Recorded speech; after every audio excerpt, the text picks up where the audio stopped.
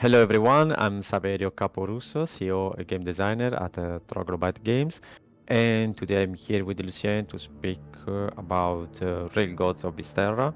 So RailGods of Hysterra is co-op PvE base building game, survival crafting, in which you and your friends you travel aboard of a monstrous train in a Lovecraftian apocalypse. RailGods of Hysterra comes from an idea I had when I was playing with my friends when we were playing ages ago to role-playing games like Call of Cthulhu or similar. Let's say, what if the bad guy, the great old ones, win? I mean, what would be the scenario? So yeah, in this game partially we answer to that question. Let's say, yes, how will become the Earth? What about the humans? This is the origin of the game. How was it designing creatures for an H.P. Lovecraft style story? Well, already we designed a creature, which is very interesting. This was what's not perhaps included. Some creatures that were within brackets, easy to imagine, like undead mutants. But anyway, was funny. On the other hand, some other creatures were, let's say, they are taken one to one from the Lovecraftian narrative. So, like, expect to have deep ones, expect to have rat things, and some other creature which are perfectly described. Other creature, their more description is more vague. Of course, we took was our take on this description, and other one, we took the liberty to create our own creatures and the enemies.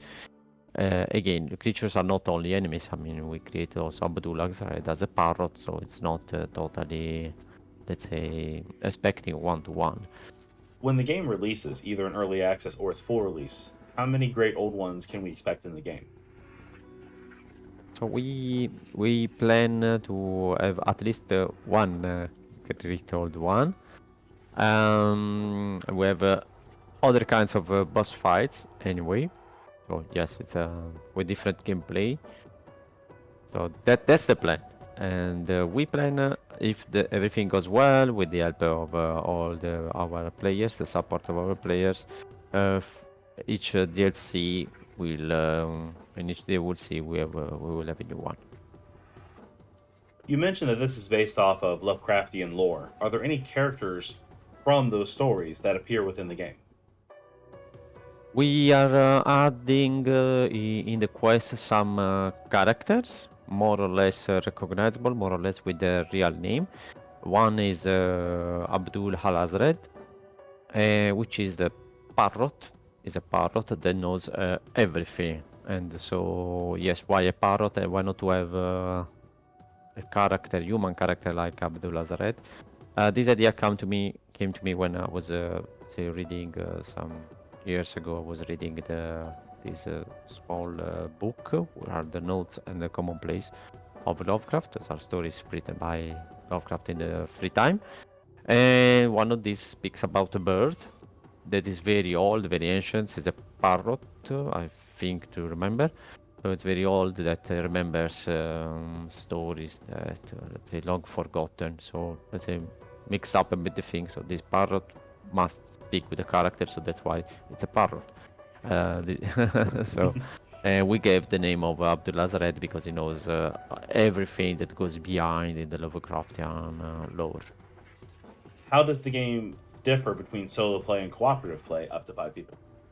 Um, so we, with the number of 5 players, we want more or less to respect what happened when when you play any role-playing game. There are five people for five heroes. Of course, it becomes a bit easier to play when you are in multiplayer because, of course, like all the games, everybody can collect resources easier. You have more resources available, and you can build your base faster just because there are many other people playing. But yet we don't have to forget a single player who is the will take the full role of the conductor and feeding the train and building up things, is everything on her shoulder. Yeah, but at any moment you can join another player's game, RailGod, and if she wants, let's say, acquire new knowledge, even if for a new buy, you can acquire the knowledge of experienced player with this kind of mechanics. You mentioned that you play as a dreamer and you're assisting the rail gods. Well, you are a god keeper. You basically are like it's a huge Pokemon. You are a god keeper, so you have to take care of her. It's her. I will explain why later. And you have to to take care of her. Basically feeding, properly feeding. As you can see, it's a monster strain, so it doesn't go with doesn't move with the coal or another kind of fuel, but with the sacrifice of the enemy that you will capture along your journey. So yes, it requires sacrifice of blood, flesh, and whatever you can capture. It's an idea, let's say, yeah, taken by I don't know, just it came out to ourselves. In our game, there are two gameplay: what to do on board, of course, off board. You have to prep the capture. You have to prepare a cage that is going to host your prey, to confine your prey, and then you have to prepare some traps. So you have to craft your traps, different kind of traps, because they are able to catch different kind of enemies. And once they are trapped, they are teleported inside the train. So it's not you that you carry no, your enemies on your shoulder, but the magic of the train will transfer the enemy in the cage. From there, let's say it's very you have to use the RailGods feeder to feed the train. You keep referring to the rail gods as she. Yes, this is she. The RailGods are feminine because there is a mechanic in the game that if you feed the hair properly, it will return some eggs. So it's an egg like alien eggs, Okay. or anyway a shaped result of your sacrifice. So it will reward you with some eggs, and there are different kind of eggs to that in which you will find items, you will find minion, you will find other characters to interact with. So this is a mechanic in which if you feed properly, if you feed her properly, will lay eggs. And then so in this way it's the only way to unlock some specific content. Is the train that you are controlling and building upon one of the old gods? Not really. In this fantasy, in the fantasy of the game, Lovecraft himself calls some friends, let's say some people that he knows, they are dreamers, and so they are able to travel the dreamlands to create a solution to what's happening on the earth. So what they dream on the dreamlands become reality in the waking world. Yeah, so they dream about the railgods. Those are machines fuse entangled with the real matter, the proto matter of the gods. So those are gods um, for real, bound to the rails. So when in the story of the game, when one of the railgods is in danger, one of the dreamers, which is your character, wakes up to assist the railgod and say, okay, what you see, our plan was successful, and yeah, what I was dreaming become reality. So the Earth still exists. Now, is this game going to be linear, or will you be able to choose the paths you take in the game for replayability? It's It's a kind of open world game. It's strange to say because a railway is a line basically. So yeah, it's open world because kind of open world because you can first of all you decide where to stop your train to explore, but also there are three lines, three rails, easy to they are like the easy rail, difficult rail, and hard hard rail where to with the areas to explore. So at the start of the game, you start of course in this area. When you unlock you unlock, let's say, the tool to exchange rails. You can move, you can shift on the nearby rails. From there, you can say, okay, this area is too difficult. I have to go back, or you can try to survive in the other rails. Can you talk to us about the madness mechanic and how it affects gameplay? So, yeah, madness is something we had to introduce in a Lovecraftian game. I mean, there is always this aspect that something happens with the brain of in the brain of the character. It's not easy to portray the madness in games, in video game, for exactly what does it mean. So we portray it in this way. Basically, the character forgets to have some items in the inventory. He forgets how to craft some items on the fly. Let's say, the usage of some other items resources will be limited, and also there are some perhaps I mean the player could be misdirect in his in navigating the environment. Also, you will have less knowledge of your map. Perhaps you will forget the map. You will forget where things are. And yes, let's say the only things you will not forget if we are perhaps this is very it's up to the player in some settings not to forget the position of the railgun. If you delete also this one from the map, believe me, it's very difficult to come back. So madness of course can be also cured, let's say. Indeed, when you come back to the train you can exchange your madness. You can cleanse your mind, giving your madness to the rail god. So you will become again. Your sanity is restored, and at the same time, the rail god has acquired another statistic which we call horror. So the rail god is more knowledgeable, it's more aware of what's going on outside of his vision. And with the horror, you can unlock powers.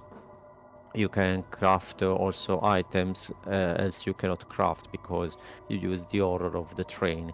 We were thinking of adding the horror when you write, you want to write books, or you want to, create magical items, horrible magical items, of course, something weird, so wicked. So you use the horror that your railgod is able to handle, but your brain no. Troglobyte Games released an update that over 50,000 people have added RailGods of Hysterra to their watch list and their wish list on Steam. Has That's a that lot. has that affected development for the game, or changed the way you have been going about development? Um, let's say it has encouraged a lot to progress because it's a sign that people are interested in the visual. It's a sign people are interested in the game. So yes, we are trying to deliver the best experience possible. We are receiving also, a lot of feedback about the demo. Yes, and well, this is on Steam, of course, everybody wants the perfect game. Okay, guys, we cannot deliver the game that every single person wants. We give an idea. We try to comply with the generic needs that people are used to. Not everything can be not everything can arrive at once. Of course, that's why we decided the early access, because we cannot achieve and bullseye everything. So yes, this is the main effort. Let's say to be patient, to reward us for our job. If you don't like something, tell us in the discussion, tell us on Discord, write us email. I mean, we are there to answer. And yeah, and then we can work together in provided the best game possible, the best possible experience. You mentioned that the game will be an early access first, and then a full release after episodic content's released. Do y'all have a roadmap planned for the content, or are y'all more of adapting to the community and what the community wants? So we will have, yes, as you say, the early access release and then the full release. Then how it works usually, there are DLC, which the world the world expands. So you can, for us, it's easy as the excuse. You find a new rail is open, so you can travel to another biome. So we can expect, let's say, to have different biomes and of course of mm, different challenges, also perhaps some small game mechanics, new game mechanics introduced. And we plan at least to add one rail god for each DLC. About RailGods of Hysterra, would like everybody knows that first of all we cannot include all the Lovecraftian literature, narrative, and the legacy in one game. That's why we plan to, with your support, we plan to release DLC. We plan to release content and mechanics to cover as much as possible of the Lovecraftian work. And yeah, thank you for helping us in our, I speak also for my studio, in our immense project. Thank you so much, Saverio, for sitting down with us today to discuss RailGods of Hysterra. And for all of y'all at home watching, be sure to check out the demo live today or the full release later on this year if you and 4 of your closest friends want to embark on a post-apocalyptic Lovecraftian journey as you command and evolve a living monstrous train, craft weapons, build a mobile base, gain powers, and face the old Great Ones. Explore this ever-changing world, hold on to your sanity, and ascend to godhood today on RailGods of Hysterra. And I'm Lucian Vrix here at the Maelstrom Hold, and we'll go ahead and see y'all next time.